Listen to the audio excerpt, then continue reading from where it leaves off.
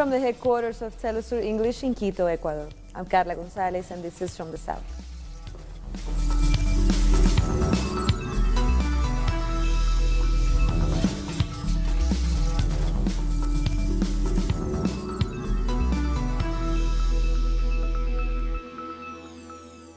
Argentina's President-elect Alberto Fernandez and Vice President Cristina Fernandez de Kirchner will soon be sworn into office. Thousands are expected to gather at the Plaza de Mayo in Buenos Aires in celebration of a new era with the return of a Peronist government. Foreign dignitaries arrived this week to attend the inaugural events, including Cuban President Miguel Díaz-Canel, who touched down on Sunday. Argentinians counted down the seconds until the government of former President Mauricio Macri officially ended at midnight on Monday. There were static scenes in Buenos Aires' Plaza de Mayo, with revelers celebrating the end of the president's four-year term. At the plaza, several residents said Macri's neoliberal policies contributed to a massive rise in debt, unemployment, and hunger in Argentina. According to the Social Debt Observatory, the country's poverty rate surpassed 40%, meaning at least 16 million Argentinians are living without basic necessities. Last Friday, Argentina's incoming president, Alberto Fernandez, presented his cabinet. They'll have the difficult job of trying to restart the country's economy and deal with Macri's massive loan from the International Monetary Fund. With only hours to go before stepping into the top job, Alberto Fernandez cleared away all doubts and announced the new ministers who will make up the new administration. He opted for a big cabinet. We have the opportunity to begin a time of change. I know very well the moral qualities and technical abilities of all those who will work with me. I am happy because this is a team built on the basis of unity.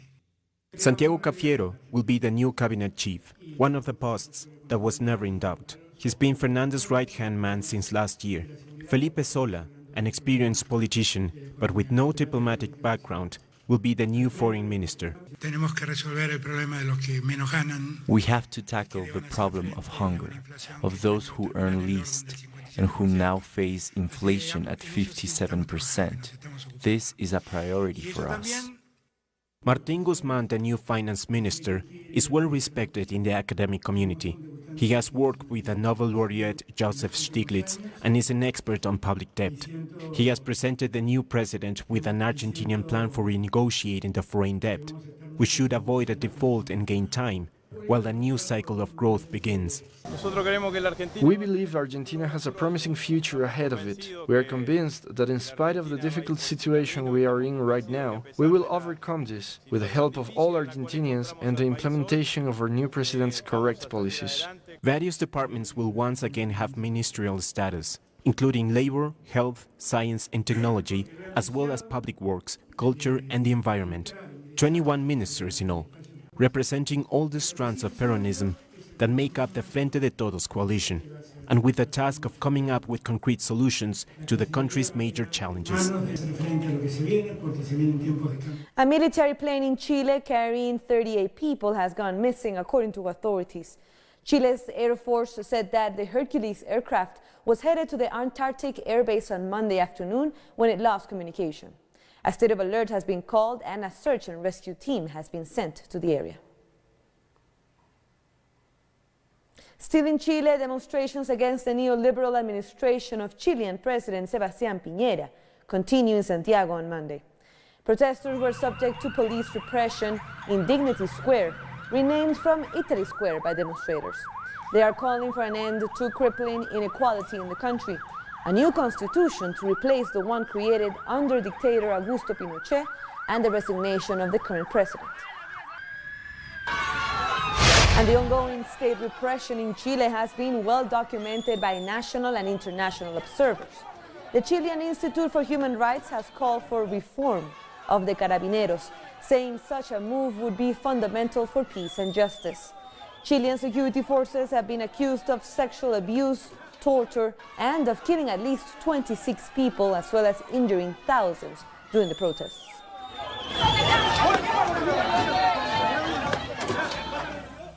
The main streets of Bogota turned into a giant stage at the weekend where famous Colombian musicians perform in support of the national strike that has lasted more than 3 weeks.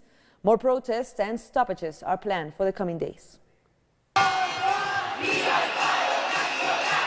This is where people usually come to practice sports on Sundays. Now it's a stage for artists to protest.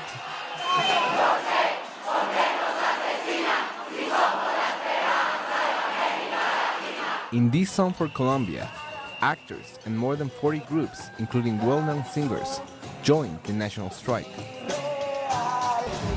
We are here as a part of the strike, giving courage to it, believing that if we unite, we are stronger. We must unite to fight, because we want a better country, a better present for everyone.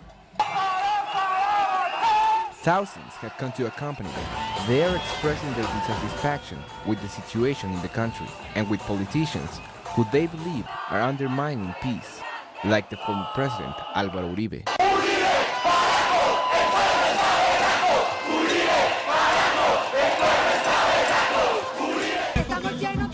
We have come together because we believe that we have many reasons to march. We believe that the protest is just because it is not a matter of the right or left, or of political parties. We are here for dignity, because we believe that people have to be heard. Artists and citizens demanding better health and education, and no more murders of social leaders. No more violence. The mobile stage traveled 7 kilometers, raising their voices through music. We want the government to adopt a different attitude. We want people who are willing to listen and change things, because the people are asking them in a peaceful and non-violent way. In this way, we support what is going on and want to keep people's spirits up. There is no sign of the strike coming to an end. New demonstrations are planned in the coming days, with pot-banging pans and other protests demanding respect for human rights, the environment, diversity, and economic improvements. We have more stories coming up. Don't go away.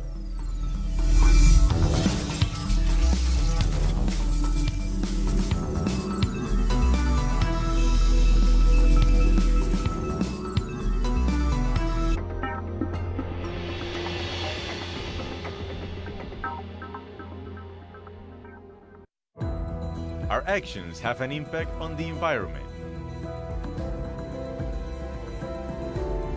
It's our responsibility to change for the sake of our planet. Let's be part of this transition.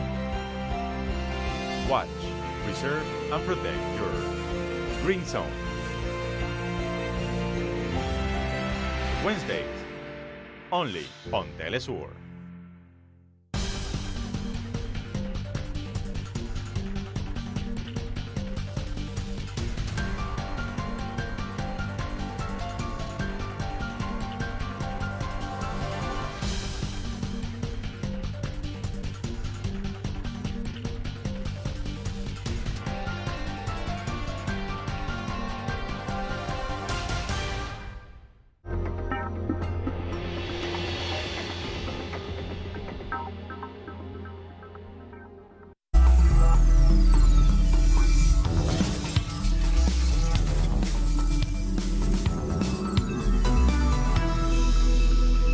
Welcome back. The South African Communist Party has entered day 2 of its 4th Special National Congress. This Congress is addressing issues of economy, elections, the tripartite alliance, building socialism, and international solidarity. Presentations were given by Venezuelan and Cuban guests, and the delegates showed solidarity with the Palestinian struggle, holding up Free Palestine flags. The second Deputy General Secretary of the Communist Party, Che Matlaco, spoke about some of the issues which the Congress is taking on. These are not just rights that are enshrined in constitutions, but have many an impact on the material conditions of people. The Special National Congress of the party is important in this conjuncture because it will be looking at evaluating what we've been doing in the last 2.5 years or so, but also in the crisis of neoliberalism, as we see the advance of fascism elsewhere in the world. And these are some of the challenges that we confront, and we think it's important to connect what the party is doing in its Special National Congress in all of the struggling peoples across the world, including the Palestinians, including Western Sahara, and elsewhere. And the Deputy General Secretary of the South African Communist Party, Solly Mapaila, had this to say on a session that coincided with International Human Rights Day. Today is International Human Rights Day. We take this opportunity to wish the people all over the world the best, and also to call on countries that are oppressing peoples in Palestine, in the Basque Country, in Nicaragua, in the Western Sahara, in Swaziland, the imperialist forces, to stop doing this and respect people's rights. Mining companies have reduced or shut down operations in South Africa after the country's only power supplier, Eskom, announced it will roll out power cuts. It said the national power grid has no capacity to keep the lights on. Our correspondent, Matuba Matlaji, has more on the electricity crisis. It looks like South Africa's economy is headed for a recession, and that's according to economists and experts who are observing the developments in the country. And the biggest development now is the power cuts that have been happening more frequently and for much longer. South Africa's only power utility, Eskom, which is also a state-owned company, says it can't keep the lights on as usual because now it's been introducing what it calls stages in load shedding. Load shedding is something that happens, the power cuts that happen rotationally around the country. And so now we've had stage 2 and stage 4 of load shedding so far by Eskom. But now on Monday we've seen something that we've never seen before, which was stage 6 load shedding, which is rotational power cuts, much longer and more frequent. So it means South Africans will have less electricity, at least 50% of electricity in 24 hours. That's what stage 6 load shedding means, according to Eskom. And now South African government has reacted to this development with a mere apology.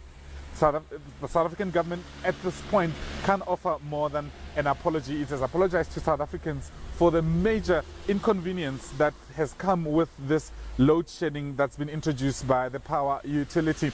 And the power utility is defending its stance, saying this is the only way it can keep the power grid on if it has rotational power cuts around the country. If not, it will have a total shutdown of the power grid, which is something that the economy does not need at this point. But already the economy is being affected negatively by these power cuts by Eskom, because Eskom is one of the biggest economic drivers. But now the economy is going to be hurt by this power cuts that we see now. And that's not helping us much as South Africa, because Moody's ratings agency is keeping an eye on South Africa and is supposed to make a pronouncement in February to decide where it stands actually with the country. But economists and experts, as I've told you, say we are heading for a recession if Eskom does not change the way it's doing things so far. And the change at Eskom, it's not something we're going to see anytime soon, because as I said, South Africa, the only thing that the South African government could offer was an apology and hope for the best. And it's not helping that this weather we've had for almost a week now has been persistent and also causing major destruction. And rescue operations by emergency services is a bit slower than usual when we have electricity. But for now, South Africa is going to end the year at a very, very difficult note. And we can only live in hope that President Cyril Ramaphosa can steer this ship before it hits the proverbial iceberg, as many predict. It's back to you, studio. Matuba Matlaji, correspondent in Pretoria on a rainy day. In other news, 2 former Algerian Prime Ministers have been convicted for corruption. Ahmed Ouyahia was sentenced to 15 years in prison and ordered to pay a fine of $16,000. Mand Abdel Malek Selal was sentenced to 12 years in prison and also ordered to pay $8,000 in fines. They were accused of abusing authority in a car manufacturing investment scandal. This is one of the most high-profile corruption convictions since the protest movement began in February in Algeria. Trinidad and Tobago and the European Union have agreed to an installation of a commercial-scale solar panel system via a solar park at the Piarco International Airport. The solar park will have an annual generation capacity of over 1.4 million kilowatt hours. According to the Planning and Development Ministry, the project will begin during the first quarter of 2020 and will be implemented in 48 months. The EU is funding the €4 million project secured under the European Development Fund. Grenadian Senator and Minister in charge of the National Disaster Management Agency, Winston Garraway, has been arrested and charged for assaulting a journalist. The victim is said to be a reporter named Calista Farrier. Police charged Garraway after 3 months of an investigation. He will appear in court on summons from the Police Prosecutions Department. St. Kitts and Nevis former Prime Minister Dr. Denzil Douglas has threatened legal action against British newspaper The Daily Mail for a story he describes as totally false, malicious and libelous. On Sunday, Daily Mail published that Douglas was detained at Gatwick Airport 3 weeks ago after he tried to leave Britain with €70,000 in cash. The former PM, now UK Privy Councillor, denied being arrested at the airport then or at any time. He said the article is receiving the attention of his lawyers and accused St. Kitts Prime Minister Dr. Timothy Harris of peddling the falsehood. I want us also to recognize again with you. El Salvador is commemorating the 38th anniversary of the El Mozote massacre, when in 1981 at least 1,000 people were murdered by military forces. Jose Vigil is a relative to 54 of the hundreds of victims who were killed by the Atlacatl Battalion during El Salvador's civil war. My uncles died here in El Mozote. In El Jocote plantation, my sister and her children were killed. And in Los Toriles, I lost my brother, along with his wife and their 6 children.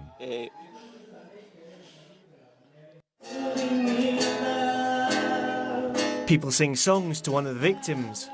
They remember the cruelty of the army during the Civil War. I am always willing to fight for justice. I want those who ordered this massacre to answer for their crimes. Since 2016, the trial of 18 former members of the military high command has restarted. They all deny having been involved in the massacre, but 2 witnesses that were part of the Atlacatl Battalion confirmed the atrocities committed. What we saw was confirmed by those 2 soldiers, but the accused former commanders say they are lies. The trial against those former commanders continues to move forward, although archives detailing the genocidal operations carried out by the army have not yet been made public. We are awaiting the judge's ruling on how and when we can access these archives. This will be a huge step because we would know the extent of just who were involved. During this year's anniversary, the bones of 29 victims, discovered in 2016, were supposed to be buried. But due to alleged negligence by the legal medicine team, the burial could not be carried out. In Cuba, the new Latin American Cinema Festival is underway, and it is celebrating the 60th anniversary of the Cuban Institute of Cinematographic Art and Industry. This is how the young Cuban band, Little Project, honors the experimental sound group from the Cuban Institute of Cinematographic Art and Industry. From a contemporary vision, and with musical concepts that draw from jazz, funk, and world music. We brought together all these sounds along with ours, always respecting the music and the ideas, which I think are a great contribution to our sound and our generation.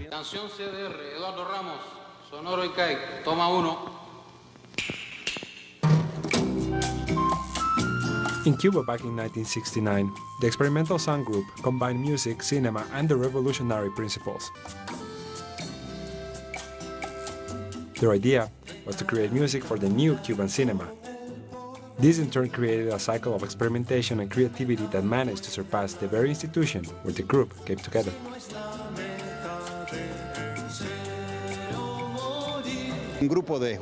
This was a group of rebellious youth who were interested in and affected by what was happening in the island in 1969. The world itself was changing, and young people were more convinced than ever that they could affect change. Countries were being liberated. The Cuban Revolution inspired Latin America. People were fighting to change their lives, and music was instrumental in this process. Echoes from that project can still be heard today in Cuban music. Real Project reinterprets famous hits, using new technology to adapt to today's tastes and expectations. The experimental sound group is the big bang of the new trova. Back in '69, the group came together thanks to Alfredo Guevara and Aide Santa Maria, who were there through the most difficult of times. They were protecting the sound of our nation and the sound of the revolution. As such, Real Project pays homage to one of the cornerstones of Cuban music and cinema. Stay with us.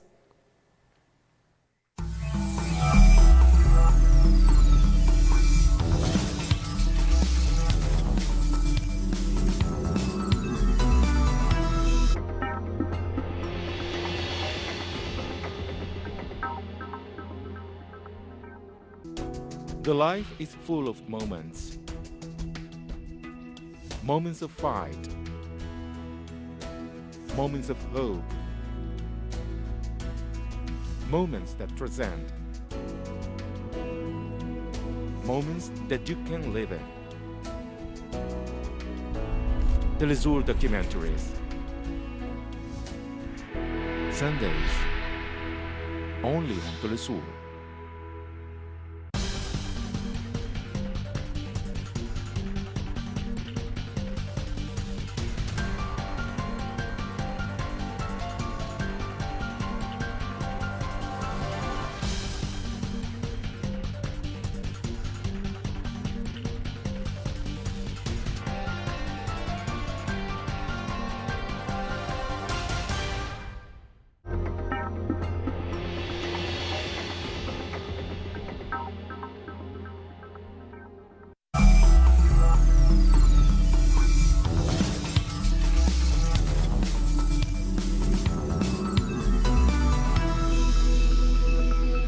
Thank you for joining us again.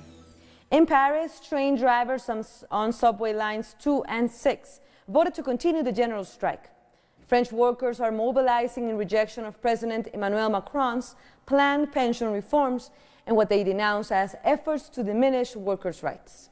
High school students also voted to join the strike, with 10 higher education institutions shut. University students and firefighters announced they will also join the strike. The large-scale transport strike has entered its 6th consecutive day. In Paris, schools are closed and flights have been affected. Unions hope to stage the largest protest in decades, exceeding the number of protesters seen last week ahead of the unveiling of Macron's proposals on Wednesday. Every time you have a transport strike, it bothers the passengers. But I don't think this is the question. It's about what future we have, what future we are preparing for our future retirees and the next generations. We need to continue the strike. We are determined. We've decided that we won't give up. The president needs to scrap his reform plan. It's simple, and we won't give up. The UK Labour Party and the leader, Jeremy Corbyn, are focusing on the party's commitment to protecting the National Health Service. With just 2 days left before Britain takes to the ballot box, Corbyn has criticized the government's underfunding of the programme. He's also running on a promise of tackling poverty and inequality and taxing the rich and corporations in order to fund public services.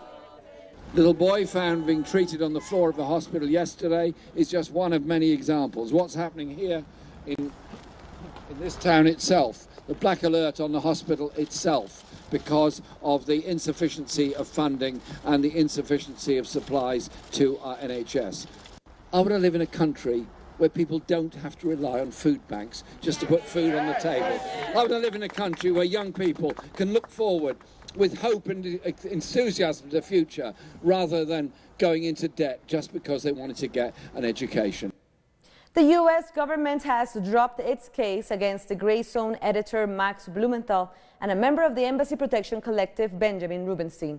The case rested on an accusation by a Venezuelan opposition member who claimed that Max and Ben assaulted her while they were delivering food to Venezuela's embassy in Washington, D.C. We spoke to Rubenstein on whether he plans to take any legal actions. Well, we are still figuring out the details of everything, but I know it is both Max and I's intent and desire to seek justice and right this wrong. It was an incredibly stressful and traumatic experience, but also, they can't go around thinking that they can just, use the State Department or the police anytime there's a right-wing fascist group that doesn't like what's going on. They can't just silence activists and journalists by using the police and government. It's not okay, and we need to make sure that that message is clearly heard. And with that, we end our news brief. But you can find all of our stories by checking our website, telesurenglish.net. And be also sure to join us on social media on Facebook, Twitter, and Instagram. For Telesur English, I'm Carla Gonzalez. Thank you for watching.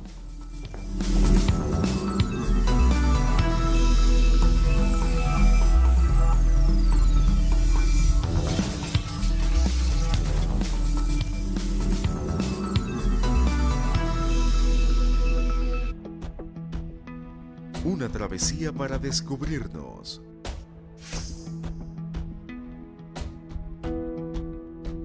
Buscamos conexiones perdidas. No nos queda otra que luchar, porque no tenemos nada que perder. Realmente es por todo.